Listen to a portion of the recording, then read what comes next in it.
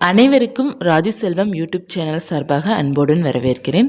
இந்த பதிவில் நம்ம என்ன பார்க்க போகிறோம் அப்படின்னா, வேல்மாறல் பூஜையை பற்றி தான் பார்க்க போகிறோம்.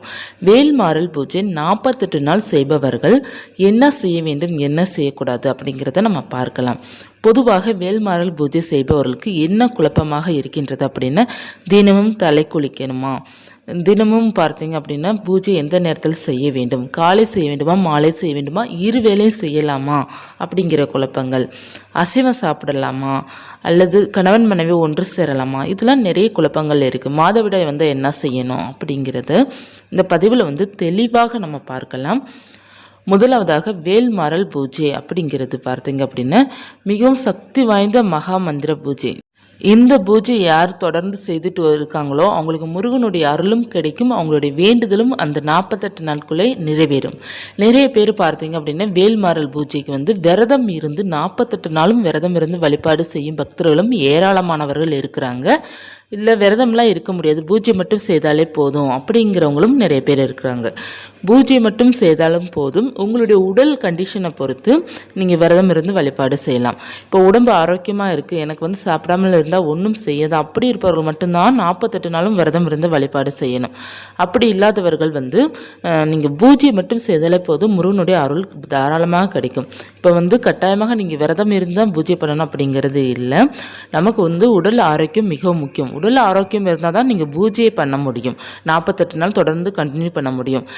அதனால் நம்ம 48 நாள் தொடர்ந்து விரதம் இருக்க முடியுமா அப்படிங்கிறத நம்மளே யோசித்து பார்த்து தான் விரதம் இருக்கிறதுக்காக ஐடியா நம்ம பண்ணணும்.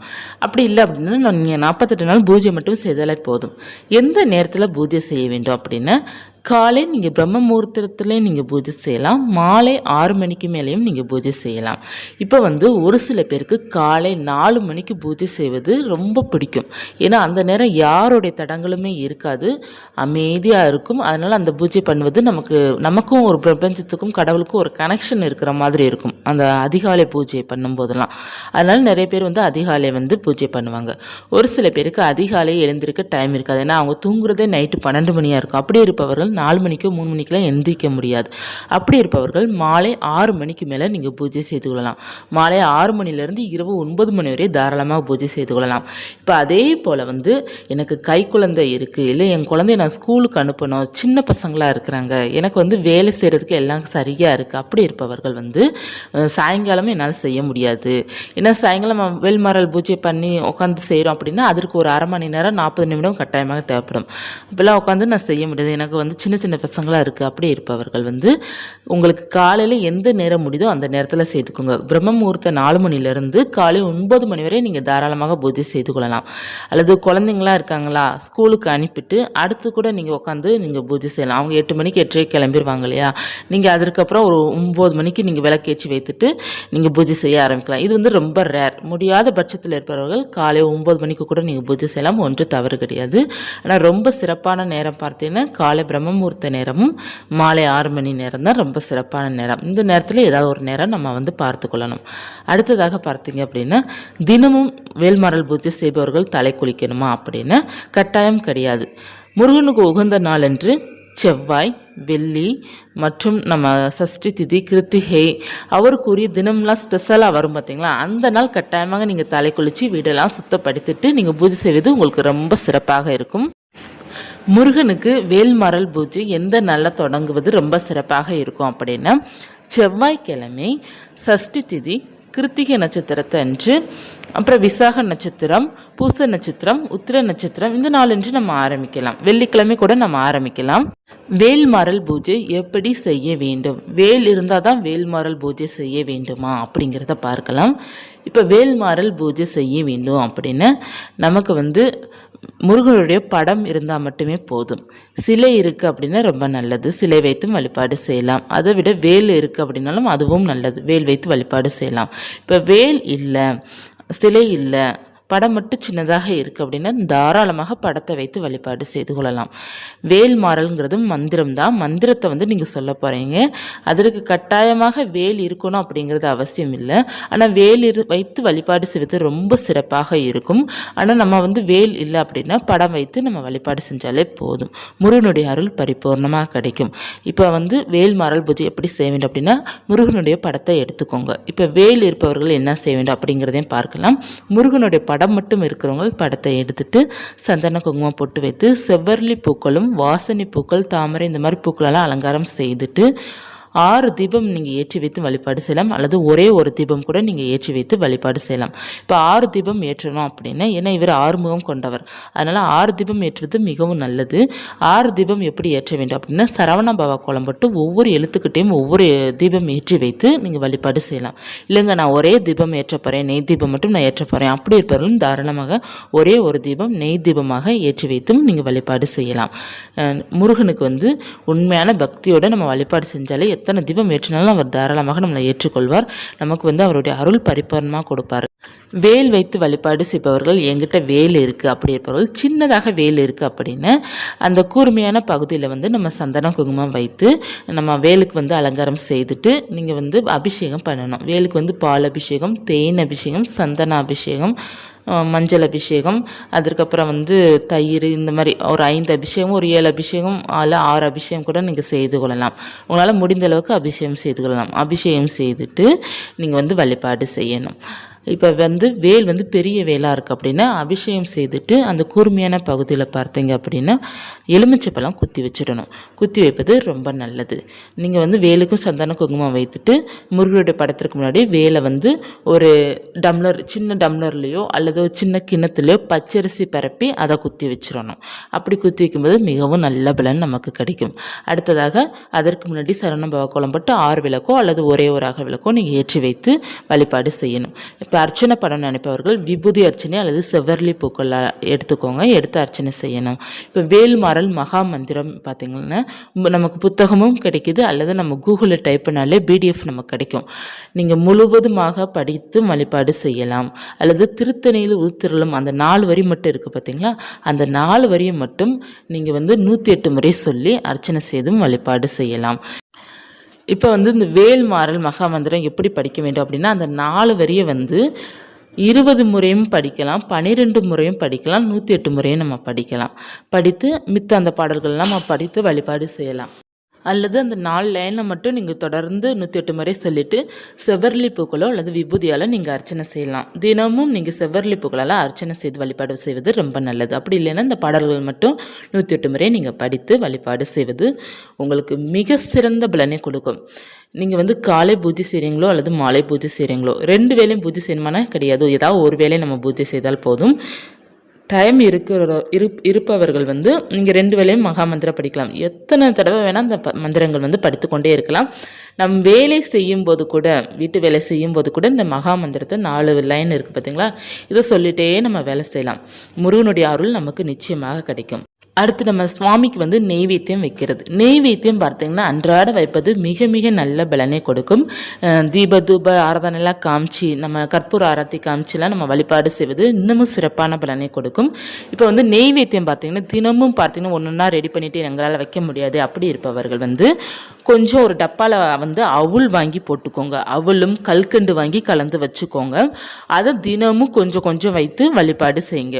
அல்லது உங்களால் தினமும் ப்ரிப்பேர் பண்ண முடியும் அப்படின்னா பாலில் கொஞ்சம் தேன் கலந்தோ அல்லது சர்க்கரை போட்டோ தினமும் வச்சுடுங்க. அல்லது பழங்கள் வைக்க முடியும் அப்படின்னா தினமும் ஒவ்வொரு பழங்கள் வச்சுடுங்க.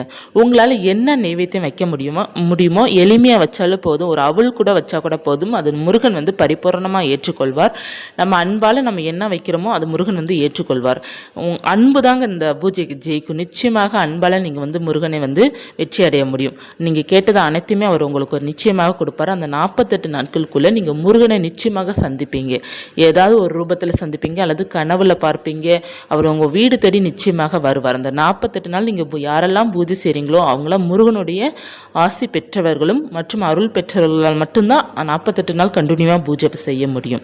அதனால் இந்த 48 நாள் பூஜைங்கிறது ரொம்ப சக்தி வாய்ந்த பூஜை. வேல் மாறல் மகாமந்திர மந்திரம் எந்த அளவுக்கு சக்தி வாய்ந்ததோ அதே போல் 48 நாள் பூஜை செய்பவர்களும் மிகவும் சக்தி வாய்ந்தவர்கள். அவர்கள்கிட்ட வந்து எதுவுமே நெருங்காது, எந்த கெட்டதும் நெருங்காது, எந்த எதிரியும் அவர்களை வந்து சீண்ட முடியாது. அந்தளவுக்கு சக்தி பெற்றவர்களாக இருப்பாங்க 48 நாள் பூஜை செய்பவர்கள்.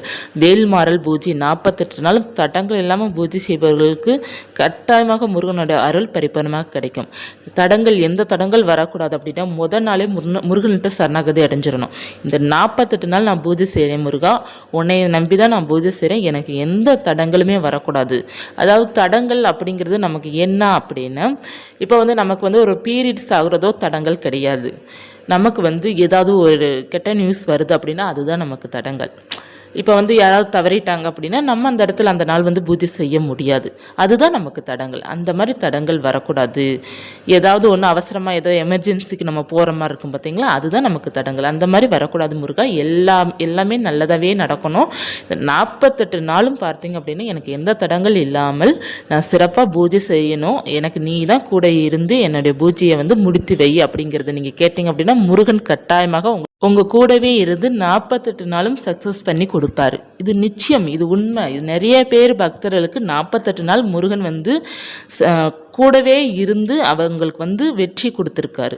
இது வந்து நம்ம வந்து நம்பிக்கை சரணாகதியோடு இருக்கணும். ஏன் முருகன் எனக்கு வந்து எல்லாமே என் கூடயே இருந்து சரி பண்ணி கொடுப்பாரு, எனக்கு வந்து என் பூஜையை வந்து முழுமையாக திருப்திப்படுத்தி எனக்கு வந்து திருப்தியாக செய்து கொடுத்து எனக்கு உதவி செய்வார் அப்படிங்கிறத நம்ம விரும்பணும். அப்படின்னு அவர் நிச்சயமாக நம்ம கூடவே இருந்து 48 நாள் நமக்கு தடங்கள் இல்லாமல் நம்மளுடைய பூஜையை சிறப்பாக முடிப்பார்.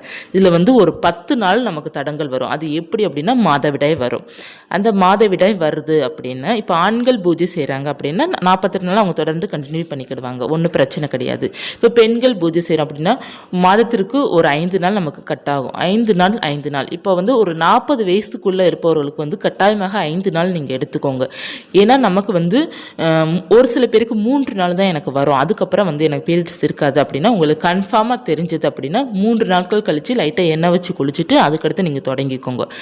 இல்லை எனக்கு வந்து 4வது நாளும் 5வது நாள் லைட்டாக கண்ணில் படத்தான் செய்யும் அப்படி இருப்பவர்கள் வந்து 5 நாள் கட்டாயமாக முடியட்டும், ஒன்றும் பிரச்சனை கிடையாது.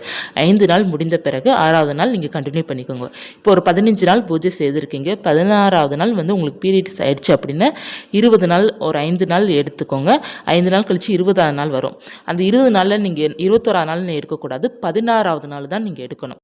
இதே போல் ஒரு 35வது நாள் 40 நாளில் நமக்கு பார்த்தீங்கன்னா பீரியட்ஸ் கணக்கு வந்துடும். அப்படி வரும்போதும் அந்த 5 நாள் விட்டுட்டு 41வது நாளாக நீங்கள் கணக்கு பண்ணி நீங்கள் வந்து பூஜை செய்துக்கோங்க. இப்போ வந்து 48 நாள் பூஜை பண்ணுறதுக்கு கிட்டத்தட்ட 60 நாள் கணக்கு வந்துடும். நம்ம வந்து ஒரு டே கணக்கு பண்ணுறோம் அப்படின்னா 2 மாதம் ஆயிரும் 48 நாள் பூஜை பண்ணுறதுக்கு. 10 நாள் மாதவிடாய் தடங்கள் கட்டாயமாக எல்லோருக்குமே வரும். 40 வயதிற்கு மேலே இருக்கிறவங்களுக்கு பீரியட்ஸ் கொஞ்சம் கம்மியாக இருக்கிறவங்களுக்கு பார்த்தீங்க அப்படின்னா 3 நாள் கழித்து நீங்கள் பூஜை செய்துக்கோங்க. கம்பல்சரி பார்த்தீங்க அப்படின்னா கொஞ்சம் நமக்கு வந்து மாதவிடாய் அதிகமாக போகிறவங்களுக்கு வந்து 5 நாள் நீங்கள் எடுத்துக்கோங்க, எந்த தவறும் கிடையாது. 5 நாள் ரெஸ்ட் எடுத்துகிட்டு அதுக்கப்புறம் வந்து நீங்கள் பூஜை செய்துக்கோங்க. நம்ம எந்த நேரத்தில் நம்ம பூஜை செய்கிறோமோ அதே நேரத்தில் 48 நாளும் பூஜை செய்யணும். இப்போ நீங்கள் காலை பூஜை செய்கிறீங்க அப்படின்னா காலை 48 நாளும் பூஜை செய்யுங்க. மாலை பூஜை செய்கிறீங்க அப்படின்னா மாலை 48 நாளும் தொடர்ந்து பூஜை செய்யுங்க. ஒரு நாளும் காலை ஒரு நாள் மாலையும் நீங்கள் அப்படி பண்ணிட்டு இருக்காதீங்க. 2 வேளையும் கும்பிடுறவங்களும் இருக்கிறாங்க, 2 வேளையும் கும்பிடலாம். நம்ம வந்து மகாமந்திரம் உட்காந்து அர்ச்சனை செய்து சுவாமிக்கு நைவேத்தியம் வைத்துலாம் சிறப்பாக வழிபாடு செய்கிறோம் அப்படின்னு எந்த நேரம் மாலை நேரமாக காலை நேரமாக நீங்கள் முடிவு எடுத்துக்கோங்க. உங்களுடைய சௌகரியத்தை பொறுத்து அதே நேரம் தொடர்ந்து 48 நாள் செய்து பாருங்கள், சூப்பரான பலன் உங்களுக்கு கிடைக்கும். அடுத்ததாக பார்த்தீங்கன்னா அசைவம் சாப்பிடலாமா அப்படின்னு 48 நாள் விரதம் இருந்து வழிபாடு செய்பவர்கள் அசைவம் தவிர்ப்பதே மிக மிக மிக நல்லது. முருகனுக்கு பார்த்தீங்கன்னா அசைவம் தவிர்த்து நீங்கள் பூஜை செஞ்சீங்க அப்படின்னா ரொம்ப நல்ல பலன் கிடைக்கும். ஒருவேளை வந்து அசைவம் வந்து என்னால் தவிர்க்க முடியாது, எங்கள் வீட்டில் இருக்கிறவங்க கட்டாயமாக அசைவம் கேட்பாங்க, பிள்ளைங்களும் சரி ஹஸ்பண்டும் சரி பெரியவங்களும் சரி அசைவம் இல்லாமல் இருக்கவே மாட்டாங்க, அப்படி இருப்பவர்கள் வந்து அசைவம் வந்து சமைச்சிக்கோங்க. ஆனால் யார் வேல்மாறல் பூஜை செய்கிறீங்களோ அவங்க சாப்பிடாமல் இருப்பது ரொம்ப ரொம்ப நல்லது. ஏன்னா ஞாயிற்றுக்கிழமை ஒரு நாள் அசைவம் எடுக்கிற மாதிரி இருக்கும். முடிந்தால் பார்த்தீங்க அப்படின்னா அசைவம் அன்னைக்கு வந்து சாப்பிடாமல் இருப்பது நல்லது. ஒருவேளை ஞாயிற்றுக்கிழமை அசைவம் எடுத்து நாங்கள் சாப்பிட்றோம், ஆனால் நான் பூஜை பண்ணுறேன், நான் சாப்பிடலை, நான் பூஜை செய்யலாமா அப்படின்னு நீங்கள் வந்து அசைவம் எடுத்துட்டீங்க அப்படின்னா அந்த அசைவம் வந்து இருக்கிறப்ப நம்ம பூஜை செய்வது அந்தளவுக்கு வந்து சிறப்பாக இருக்காது. அதனால் முடிந்தால் இல்லைன்னா அந்த நாளை கட் பண்ணிடுங்க. அப்படி இல்லைன்னா ஆனால் கட் பண்ணக்கூடாது. நமக்கு வந்து இந்த பீரியட்ஸ்க்கு மட்டும் தான் நம்ம அந்த 5 நாள் விடணும். மற்றபடி பார்த்திங்கன்னா நம்ம தினமும் பூஜை செய்வதால் நமக்கு சிறப்பான பலன் கொடுக்கும். அதே மாதிரி ஏதாவது ஒரு எமர்ஜென்சிக்காக நம்ம ஒரு நாள் ஊருக்கு போகிறோம் அப்படின்னா அந்த நாளும் பிரச்சனை கிடையாது. நம்ம வந்து இந்த அசைவம் வந்து நம்மளுடைய ருசிக்காக நம்ம சாப்பிட்றது, அதற்காக நம்மளுடைய நாட்கள் வந்து நம்ம வந்து தடுக்கக்கூடாது இல்லையா? அதனால் நீங்கள் வந்து அளவாக கொஞ்சமாக எடுத்து சமைச்சு சாப்பிட்டுட்டு அதுக்கப்புறம் நீங்கள் சாயங்காலம் போல் வீடை எல்லாத்தையும் சுத்தப்படுத்தி தலைக்கு குளிச்சுக்கோங்க. சமைச்சிருந்தீங்க அப்படின்னா நீங்கள் கட்டாயமாக தலை குளிக்கணும். ஆனால் நீங்கள் வந்து அசைவம் சாப்பிடாம இருந்தால் தான் அந்த நாள் வந்து நீங்கள் பூஜை பண்ணுற மாதிரி இருக்கும். இல்லை நீங்களும் சாப்பிட்றீங்க அப்படின்னா அந்த நாள் பூஜை செய்யாமல் மறுநாள் பூஜை செய்துக்கோங்க. ஆனால் அசைவம் அந்த நாள் வந்து யார் பூஜை செய்கிறாங்களோ அவங்க சாப்பிட்ருக்கவே கூடாது. அப்படி இருந்தால் மட்டும்தான் நீங்கள் அசைவம் எடுக்கிற அன்னைக்கு கூட கொஞ்சமாக அளவாக எடுத்து நீங்கள் பூஜை பண்ணுற நேரம் வீட்டில் அசைவம் இருக்கக்கூடாது. வீடெல்லாம் சுத்தப்படுத்தி அடுத்ததாக நீங்கள் வந்து வேல்மாறல் பூஜை செய்து கொள்ளலாம். இல்லைன்னா நீங்கள் அந்த நாளை ஸ்கிப் பண்ணிடுங்க. உங்களுக்கு வந்து கொஞ்சம் மனம் உறுத்தலாக இருக்குது அப்படின்னா ஸ்கிப் பண்ணிடுங்க, ஒன்றும் தவறு கிடையாது. வந்து ரொம்ப உங்கள் வீட்டில் இருக்கிறவங்க வந்து கட்டாயப்படுத்துகிறாங்க அப்படின்னா மட்டும்தான் நீங்கள் அசைவம் சமைங்க. அப்படி இல்லைன்னா நீங்கள் சமைக்க வேண்டாம். ஒரு 48 நாள் அப்படியே கொண்டு போயிருங்க. அடுத்ததாக பார்த்தீங்க அப்படின்னா கணவன் மனைவி ஒன்று சேரலாமா அப்படிங்கிற டவுட்டு நிறைய பேருக்கு இருக்குது. இதெல்லாம் ஒன்றும் பிரச்சனையே கிடையாதுங்க. நீங்கள் ரொம்ப விரதம் இருந்து நான் வழிபாடு செய்கிறேன் அப்படி இருக்கவங்க கூட இதை தவிர்க்கலாம். மற்றபடி இதெல்லாம் ஒன்றும் பிரச்சனை இல்லை. நீங்கள் நார்மலாக உங்களுடைய லைஃப் வாழ்க்கையை வாழ்ந்துட்டே நீங்கள் வந்து பூஜை செய்து கொள்ளலாம். இதெல்லாம் எந்த தவறும் கிடையாது. கணவன் மனைவி ஒன்றாக சேர்ந்தீங்க அப்படின்னா அன்றைக்கி வந்து நீங்கள் தலைக்கு குளிச்சுருங்க. தலை குளிச்சுட்டு நீங்கள் அடுத்ததாக பூஜை செய்யுங்க. இப்போ கணவன் மனைவி ஒன்றாக இருக்கிறோம் அப்படின்னா வீடெல்லாம் துடைக்கணுமானா உங்களுக்கு சௌகரியம் இருந்துச்சு அப்படின்னா நீங்கள் தாராளமாக துடைத்து கொள்ளலாம். இப்போ வந்து என்னால் துடைக்க முடியாது, எனக்கு அதுக்கெல்லாம் நேரம் இல்லை அப்படின்னா நீங்கள் கட்டாயமாக தலைக்கு மட்டும் குளிச்சுக்கோங்க. குளிச்சுட்டு நீங்கள் பூஜை செய்துக்கோங்க, எந்த தவறும் கிடையாது. இந்த பூஜை ரொம்ப எளிமையான பூஜை தான். இதற்கு நம்ம ரொம்ப குழம்பிக்கணும் அப்படிங்கிறதுலாம் அவசியம் இல்லை. நம்ம எப்பயும் போல் தினமும் நம்ம அன்றாட வாழ்க்கையில் எப்படி வாழ்கிறோமோ அதே போல் அன்றாட நம்ம தினமும் வீட்டில் வந்து விளக்கேற்றி வைக்க போகிறோம். அதை கொஞ்சம் நம்ம டைம் எக்ஸ்ட்ரா பண்ணி நம்ம வந்து மந்திரங்கள்லாம் சொல்லி நம்ம வந்து வழிபாடு செய்ய போகிறோம். இவ்வளோ தாங்க நம்ம. அதனால் நீங்கள் வந்து எதையுமே நீங்கள் குழம்பிக்க தேவையில்லை. எப்பயும் போல் உங்கள் லைஃப்பை வந்து எப்படி வாழ்கிறீங்களோ அதே போல் நீங்கள் தினமும் அன்றாட இருங்க. தினமும் அன்றாட பூஜை செய்யுங்க. காலை மாலை ஏதாவது ஒரு வேலையை எடுத்து நீங்கள் பூஜை செய்துக்கோங்க. முருகன் உங்களை கைவிடவே மாட்டார். முருகன் கட்டாயமாக அந்த 48 நாளுக்குள்ளே நீங்கள் முருகனை சந்திக்கிற யோகம் உங்களுக்கு நிச்சயமாக அமையும். அட்லீஸ்ட் நீங்கள் மயில் இறகு பார்ப்பீங்க, மயில் பார்ப்பீங்க, சேவல் பார்ப்பீங்க, முருகனை கனவுல பார்ப்பீங்க. யாராவது முருகன் சம்மந்தப்பட்ட பேர் உங்களுக்கு ஏதாவது ஒரு ரூபத்தில் உதவி செய்யலாம், அல்லது அவங்க கூட உங்களுக்கு நட்பு ஆரம்பிக்கலாம். ஏதாவது ஒன்று நமக்கு மிராக்கள் நிச்சயமாக நடக்கும். முருகன் நம்ம கூட இருக்கிறார் அப்படிங்கிறது நமக்கு உணர்த்துவார், நிச்சயமாக உணர்த்துவார். அதனால் வந்து நம்பிக்கையுடன் வழிபாடு செய்யுங்க. இதற்கு வந்து எந்தெந்த வேண்டுதலுக்காக வேல்மாறல் மகா மந்திர பூஜை செய்யலாம் அப்படின்னா அனைத்து வேண்டுதலுக்கும் நம்ம செய்யலாம். முக்கியமாக குழந்தை பாக்கியம் வேண்டும் நினைப்பவர்கள், திருமணம் நடக்க வேண்டும், நல்ல வேலை கிடைக்க வேண்டும், இழந்ததை பெற வேண்டும், செல்வங்கள் அதிகரிக்க வேண்டும், தொழில் மிகவும் சிறப்பாக இருக்க வேண்டும், குழந்தைகள் நல்ல ஞானத்தோடும் ஆரோக்கியத்துடன் இருக்க வேண்டும், கணவன் மனைவி ஒற்றுமையாக சந்தோஷத்துடன் மகிழ்ச்சியாக வாழ வேண்டும். எல்லா பிரச்சனைக்கும் எல்லா சந்தோஷத்திற்காகவும் நம்ம வந்து முருகனை வழிபாடு செய்யலாம். அதிகப்படியாக கடன் இருக்குது, என்னால் கடனே அடைக்க முடியல, நிம்மதியே இல்லை இருப்பவர்களும் நீங்கள் வேல் மகா மந்திர பூஜை செய்து பாருங்கள். உங்களுக்கு நிம்மதி நிச்சயமாக இருக்கும். அந்த 48 நாட்களுக்குள்ள கடனும் உங்களுக்கு நிச்சயமாக அடைஞ்சிடும். இத்தனை யோகத்தையும் நமக்கு வந்து முருகர் கொடுப்பார். முருகர் நம்மளுடைய இல்லத்தில் இருக்கிறாரு அப்படின்னா நீங்கள் 48 நாள் பூஜை செய்யும்போது உங்களுக்கு சந்தன வாசனை, விபூதி வாசனை, பூக்கள் வாசனை, ஜம்முன்னு மணக்கிற வாசனை உங்கள் வீட்டுக்கு கட்டாயமாக வரும். முருகன் வந்து அதிகாலை 4 மணிக்கோ அல்லது மாலை நேரமோ உங்களுடைய இல்லத்தில் வந்து நீங்கள் தீபம் ஏற்றதுக்கு முன்னாடி கூட உங்களுக்கு வந்து அந்த வாசனை வந்து அதிகமாக வரும். அதிகாலை 4 மணிக்கு வரும். நீங்கள் எழுந்திருக்கும் போதே பார்த்தீங்கன்னா முருகன் நம்ம வீட்டில் இருப்பது போலே உங்களுக்கு வந்து ஒரு உணர்வு கொடுக்கும். முருகனே உங்களை எழுப்பி கூட விடுவாங்க. அந்த சஷ்டி நாளும் சரி, அந்த முக்கியமான நாளும் அவர் உங்களுக்கு ஞாபகப்படுத்துவார். அந்த அளவுக்கு வந்து முருகர் வந்து அற்புதம் நம்ம வாழ்க்கையில செய்வார். நீங்கள் கட்டாயமாக நம்பிக்கையுடன் இருங்க, அனைத்துமே உங்களுக்கு நடக்கும். கட்டாயமாக இந்த 48 நாட்களுக்குள்ளே நீங்கள் மயிலை கட்டாயமாக பார்ப்பீங்க. அந்த யோகம் உங்களுக்கு நிச்சயமாக இருக்கும். அந்த மயில் இறகு உங்களை தேடி வரும், வேல் உங்களை தேடி வரும், இல்லை முருகருடைய படம் உங்களை தேடி வரும். முருகன் கோயிலுக்கு போகிற யோகம் கிடைக்கும். பெரிய பெரிய ஆலயத்திற்கு, அதாவது ஆறுபடையில் இருக்கிற திருச்செந்தூரோ திருத்தணியோ திருப்பரங்குன்றமோ பெரிய பெரிய கோவிலுக்கு நமக்கு போகின்ற யோகம் நமக்கு அமையும். நம்ம வந்து இந்த 48 நாள் பூஜை பண்ணும்போது நம்ம வீட்டு பக்கத்துலேயே முருகன் கோவில் இருக்குது அப்படின்னா அவருக்கு உரிய நாளன்று போயிட்டு வருவது மிக மிக நல்லது. அதே போல் முதல் நாள் நீங்கள் பூஜை பண்ணும்போது கோயிலுக்கு போயிட்டு வந்து பூஜை பண்ணுவதும் நல்லது. அல்லது 48 நாள் முடிந்த பிறகு நீங்கள் கோயிலுக்கு போயிட்டு வரதும் நல்லது. இது வந்து சௌகரியம் பொறுத்து. உங்களுக்கு பக்கத்தில் இருக்குன்னா போயிட்டு வாங்க, அப்படி இல்லைன்னா நம்ம வீட்டில் இருந்தபடியே எளிமையாக வழிபாடு செஞ்சாலே போதும். வேல்மாறல் பூஜை செய்பவர்களுக்கும் நம்பிக்கையும் தன்னம்பிக்கையும் அதிகமாகும். உங்களுடைய கண்ணீரை முருகன் துடைத்து விடுவார். அந்த அளவுக்கு சக்தி வாய்ந்த பூஜையை வந்து முடிந்தளவு வந்து செய்து பாருங்கள். இப்போ ஒருவேளை உங்களால் 48 நாள் பண்ண முடியல அப்படின்னா 6 நாள் மட்டும் பண்ணுங்கள், அல்லது 12 நாட்கள் பண்ணுங்கள், அல்லது 27 நாட்கள் 21 நாட்கள் நீங்கள் செய்தாலே போதும். உங்களுக்கு எவ்வளோ நாட்கள் முடியுதோ அப்படி செய்து பாருங்கள். அப்படி இல்லைன்னா செவ்வாய் கிழமை நீங்கள் செய்துக்கோங்க, அல்லது சஷ்டிக்கு மட்டும் செய்துக்கோங்க. நம்மளுடைய சௌகரியத்தை பொறுத்து நீங்கள் வந்து இந்த பூஜையெல்லாம் செய்தாலே போதும். முருகரை நம்பி சரணாகதியோடு அடைஞ்சிட்டிங்க அப்படின்னா முருகர் உங்களை கைவிடவே மாட்டார். முருகர் வந்து நிறைய மிராக்கள் வந்து அவர் நடத்துவார். முருகனை வந்து நிறைய பேர் வந்து ஆரம்பத்தில் புரிஞ்சு கொள்ள மாட்டாங்க, ஏன்னா அவர் நிறைய சோதனையை கொடுப்பார். ஆனால் போக போக முருகனை வந்து விட மாட்டாங்க. அந்தளவுக்கு முருகன் பார்த்தீங்க அப்படின்னா ரொம்ப ஸ்ட்ராங்காக நம்ம வாழ்க்கையில் வந்து எல்லாமே நல்லதே செய்து கொடுப்பாரு. ஆனால் ஆரம்பத்தில் சின்ன சின்ன சோதனைகள் வரலாம். அந்த சோதனையை நம்ம தாங்கி கொண்டு நம்மளுடைய வேலைகளை பார்த்தோம் அப்படின்னா நம்ம நிச்சயமாக வெற்றி அடைவோம். முருகன் வந்து கொஞ்சம் சோதனை கொடுக்குறா அப்படிங்கிறதுக்காக நீங்கள் முருகனை கும்பிடாமல் விட்டுறாதீங்க. முருகனை வந்து கட்டியாக பிடிச்சிக்கோங்க. அந்த சோதனையை அவர் உங்களுக்கு சாதனையாக கடவுள்கிட்ட வந்து மனப்பூர்வமாக வேண்டிக்கோங்க. நான் நல்ல விதமாக பூஜை செய்யணும். நிச்சயமாக நல்ல விதமாக பூஜை செய்வீங்க. முருகன் எப்போதுமே உங்கள் கூடவே தான் இருப்பார். இந்த பதிவு உங்களுக்கு உபயோகமாக இருக்குன்னு நினைக்கிறேன். யாரெல்லாம் நீங்கள் முழுவதும் இந்த பதிவை பார்த்தீங்களோ அவங்களுக்கெல்லாம் பார்த்தீங்கன்னா எந்த குழப்பமும் இருக்காது. நிச்சயமாக உங்களுக்கு வந்து நீங்கள் தைரியமாக பூஜை செய்ய தொடங்க ஆரம்பிச்சிடுவீங்க. இந்த பதிவு உபயோகமாக இருந்துச்சுன்னா ராஜி செல்வம் யூடியூப் சேனலுக்கு சப்ஸ்கிரைப் பண்ணி வச்சுக்கோங்க. மீண்டும் ஒரு முருகன் பற்றிய தகவலுடன் உங்களை சந்திக்கிறேன். நன்றி.